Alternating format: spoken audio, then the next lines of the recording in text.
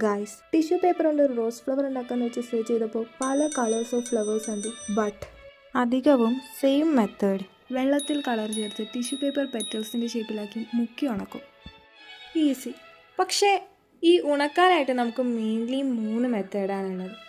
വെയിലത്ത് വെച്ച് ഉണക്കാം, ഫാനിന് കാട്ടി ഉണക്കാം, അല്ല ഇസ്തിരിയിട്ട് ഉണക്കാം. ഈ 3ാമത്തെ മെത്തേഡായിരുന്നു ഞാൻ ചൂസ് ചെയ്തത്.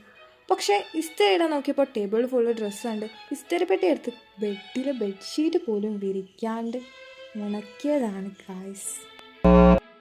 അതുകൊണ്ട് നനയ്ക്കാണ്ട് എങ്ങനെ ഈ പൂവ് ഉണ്ടാക്കാന്നുള്ള ചിന്തയിലായി ഞാൻ.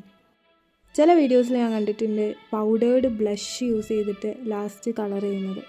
സോ ഐ തോട്ട് ഫ്ലവർ എല്ലാം ഉണ്ടാക്കി കഴിഞ്ഞ് എങ്ങനെയെങ്കിലും കുറച്ച് കളർ പൗഡർ ഉണ്ടാക്കിയിട്ട് അത് ഒന്ന് ഡാബ് ചെയ്ത് കൊടുക്കുകയാണ്. അങ്ങനെ ഫുൾ കോൺഫിഡൻസിൽ ഒട്ടും നനയ്ക്കാണ്ട് ഫ്ലവർ ഫുള്ളും ഉണ്ടാക്കി.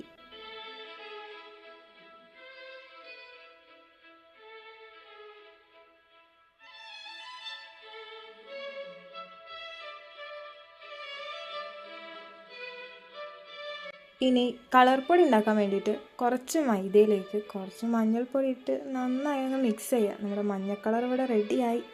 ഇതുവരെ എല്ലാം ഓക്കെ ആയിരുന്നു. പക്ഷെ പിന്നെ ഗൈസ്, ഞാൻ കുറച്ച് റോമഞ്ഞൾ സൈഡിൽ കൂടിയൊക്കെ തൂകിയപ്പോൾ അത്യാവശ്യം കുഴപ്പമില്ലാണ്ടൊക്കെ കിട്ടി.